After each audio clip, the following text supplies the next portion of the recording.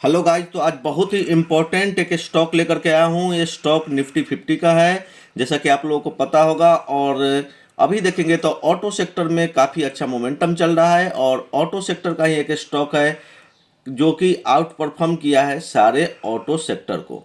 तो उस स्टॉक का आज हम बात करेंगे। स्टॉक का नाम है हीरो मोटो कॉर्प लिमिटेड। जो आप देखते हैं हीरो होंडा की बाइक, उनका स्टॉक है, उस सेक्टर का स्टॉक है। और ऑटो सेक्टर में बहुत अच्छा मोमेंटम हो रहा है। तो अभी क्या हुआ था हीरो मोटो कॉर्प में, आप देखेंगे रिसेंट जो टॉप लगा था वो 4000 के आसपास लगा था। वहाँ से एक बड़ी करेक्शन हुई थी और जो करेक्शन थी वो 1500 तक थी। यहाँ से एक देखिए, मैं क्या बोलता हूँ हमेशा आपको एनालिसिस में कि बड़ा डाउनफॉल के बाद अगर कोई कैंडल स्टिक पैटर्न अच्छा बनता है तो बड़ा मूव आती है। और ये देखिए ये क्या बना था, यहाँ पे बना था bullish engulfing pattern monthly candle stick chart पे।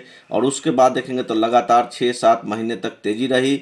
उसके बाद थोड़ा सा कंसोलिडेशन हुआ, नीचे की ओर थोड़ा सा करेक्शन भी हुआ। स्टॉक 2200 के आसपास आई, 2150 के आसपास। और फिर वहाँ से जो ए वाली लेवल थी, हमारा जो मेन रेजिस्टेंस लेवल था वो 3200 के आसपास का था। 3200 जैसे ही ब्रेक हुआ उसके बाद आप देखेंगे कितना बड़ा मूव आया है।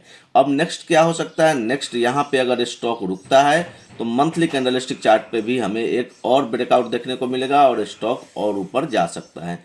लेकिन अभी थोड़ा सा चल चुका है तो थोड़ा सा कॉशियस रहिए मंथली कैंडलस्टिक चार्ट में। अब हम इसका वीकली कैंडलस्टिक चार्ट देखेंगे। वीकली कैंडलस्टिक चार्ट देखेंगे, उसके बाद डेली कैंडलस्टिक चार्ट देखेंगे, उसके बाद हम फंडामेंटल का एनालिसिस करेंगे कि फंडामेंटली स्टॉक कैसा दिख रहा है। तो आइए हम पहले अब वीकली कैंडलस्टिक चार्ट देख लेते हैं कि वीकली पे क्या दिख रहा है, कोई करेक्शन है या अभी भी अप मूव में ही स्टॉक ट्रेंड कर रहा है। तो वीकली की जब हम बात करते हैं तो वीकली का ये देखेंगे तो यहाँ 3100 3200 के आसपास से इसमें एक मूव शुरू हुआ जो कि 5000 के लेवल तक टच किया है। 4950 का हाई है यहाँ पे। और वहाँ से देखेंगे तो यहाँ पे थोड़ा सा बेयरिश बना है। अब जब तक ये ऑल टाइम हाई नहीं कटता है, 5000 के ऊपर नहीं जाता है, इसमें कोई पोजीशन नहीं बनानी है वीकली पे। अब आते हैं डेली कैंडलस्टिक चार्ट पे। डेली पे देखते हैं कि डेली पे क्या हो रहा है। तो ये डेली कैंडलस्टिक चार्ट आपके साथ सामने ओपन हो रहा है। तो जब तक ये चार्ट ओपन हो रहा है तब तक अगर आप नए हैं तो चैनल को ज़रूर सब्सक्राइब कर लीजिए। अगर पुराने हैं तो अपने फ्रेंड लोग के साथ शेयर कीजिए। अगर अच्छा लग रहा है तो लाइक भी ज़रूर कीजिएगा। ठीक है, तो यहाँ पे भी थोड़ा सा करेक्शन का मूड हमें दिख रहा है, करेक्शन में ही है। अभी मार्केट में क्या हुआ है कि थोड़ा सा तेज़ी आई है, सडन तेज़ी आई है, जिसके कारण यहाँ पे गैप अप ओपनिंग हुई है। हो सकता है कि स्टॉक फिर से थोड़ा सा नीचे की ओर आए और 4200 तक के लेवल को टच कर सकता है। तो बाइंग तभी बनानी है जब 4950, मैं लिख देता हूँ कब बाइंग करनी है। 4950 के ऊपर ही जा कर के तभी कोई बाइंग करनी है। थोड़ी लोडिंग हो रही है, उस कारण से थोड़ा स्लो चल रहा है। तो थोड़ा सा नेट स्लो है, उसके लिए कोई बात नहीं। चलिए हम आते हैं अब फंडामेंटल पे। तो 4950 याद रखिएगा। फंडामेंटल एनालिसिस करते हैं, देखते हैं कि प्राइस क्या चल रहा है। तो प्राइस देखेंगे तो 4572.90 पे क्लोजिंग हुई है इसकी। और अभी हम आगे चलते हैं, डिलीवरी परसेंटेज देखते हैं। डिलीवरी परसेंटेज क्या है, तो 40 से 50 के बीच में इसका रिसेंट डिलीवरी परसेंटेज है वो राउंड फिगर में 45 के आसपास का हमें देखने को मिल रहा है। अपडेट्स में आते हैं। अपडेट्स क्या है, हीरो मोटोकॉर्प टोटल सेल्स इन फरवरी एट 4,68,410 यूनिट्स इन्होंने सेल किया है। और भर से आप देख सकते हैं 3,94,460। तो लगभग 1 लाख तो नहीं बोलेंगे, लेकिन हाँ 1 लाख के आसपास इनका सेल बढ़ा है। लगभग 78 के आसपास इनका बढ़ा है। मतलब 1 लाख यूनिट इन्होंने राउंड फिगर में देखे तो 1 लाख के आसपास ज़्यादा क्वांटिटी सेल की है हीरो मोटोकॉर्प ने। ये बहुत अच्छी बात है। अनाउंसमेंट कुछ हुआ है क्या, ये देखते हैं। तो अनाउंसमेंट यही इनका कुछ ज़्यादा कुछ है नहीं इसमें। कॉरपोरेट एक्शन में देखेंगे तो 21 फरवरी 2024 को इसने एंट्रीम डिविडेंड दिया है 75 पर शेयर। ठीक है, अगर आपके पास एक शेयर है तो 75 रुपये आपके अकाउंट में आए होंगे। और इसने स्पेशल डिविडेंड भी दिया है वो 21 फरवरी का, वो भी है 25 पर शेयर, मतलब 100 रुपये का आपको इसने डिविडेंड दिया है। अगर आपके पास हीरो मोटोकॉर्प का एक शेयर है तो आपको 100 रुपये आपको मिलेंगे। ठीक है, तो वो चीज़ है, ये क्या है, डिविडेंड के रूप में। चलिए ठीक है, टेक्निकल देखते हैं। टेक्निकल में क्या है, तो इसने सारे टाइम फ्रेम पे पॉजिटिव रिटर्न दिया है। 1 मंथ में देखेंगे तो -0.1 है, जो कि नेग्लिजिबल है।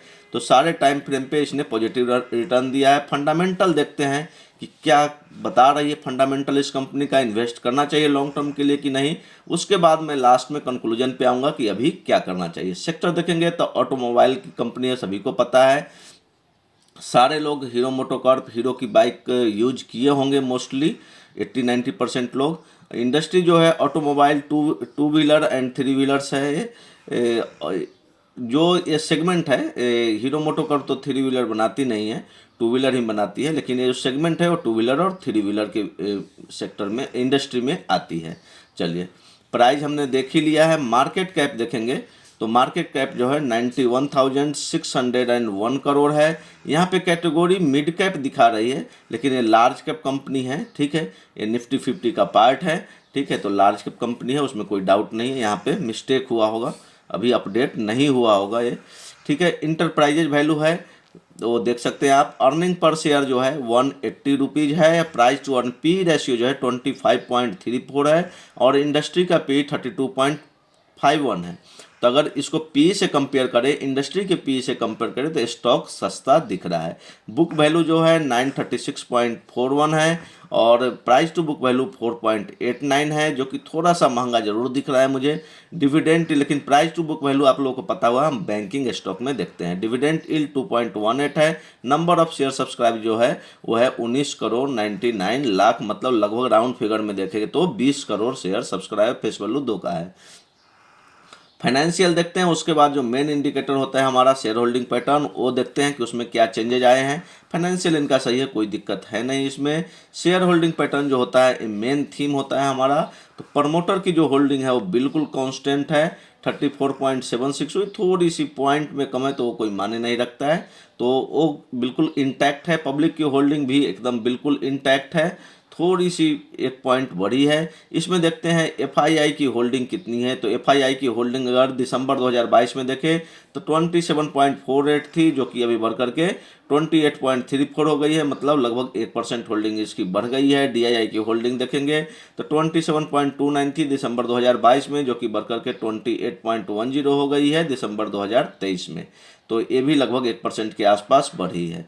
नॉन इंस्टीट्यूशंस की होल्डिंग देखेंगे तो 10.45 था, जो कि घर करके 8.80 हो गया है। रिटेल इन्वेस्टर जो है इसमें अपना पोजीशन हटा रहे हैं, एफआईआई डीआईआई पोजीशन बढ़ा रहे हैं। तो ये बहुत अच्छी साइन होती है किसी स्टॉक को अगर ऊपर जाना है तो उस हिसाब से देखें। अगर हम प्रमोटर होल्डिंग के हिसाब से देखें तो इसमें ज़रूर पोजीशन बनानी चाहिए।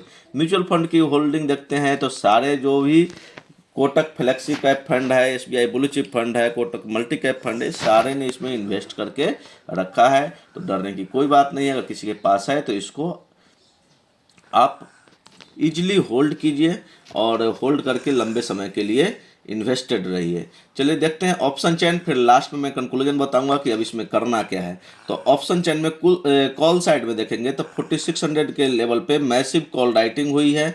मैसिव कॉल राइटिंग होने के कारण क्या है कि 4600 पे मैसिव कॉल राइटिंग हुई है। मैसिव कॉल राइटिंग होने से ये एक रेजिस्टेंस का काम करेगा। तो 4600 जो है वो एक रेजिस्टेंस का काम करेगा। सपोर्ट में हमें कोई ज़्यादा पॉइंट दिख नहीं रहा है। 4500 पे एक पुट राइटिंग है और 4500 पे भी है। तो 4500 और 4200 एक सपोर्ट का काम करेगा। तो दोस्तों आज के लिए इतना ही, और कैसा लगा आपको वीडियो कमेंट बॉक्स में जरूर डालिएगा। और कुछ इसमें एनालिसिस ऐड करवाना चाहते हैं आप, कोई आपका स्टॉक स्पेसिफिक क्वेरी है तो आप कमेंट बॉक्स में डालिएगा। जिस पे ज़्यादा कमेंट आएगा उस स्टॉक को मैं अपना एनालिसिस में लूँगा और आप लोगों के साथ शेयर करूँगा। Thank you.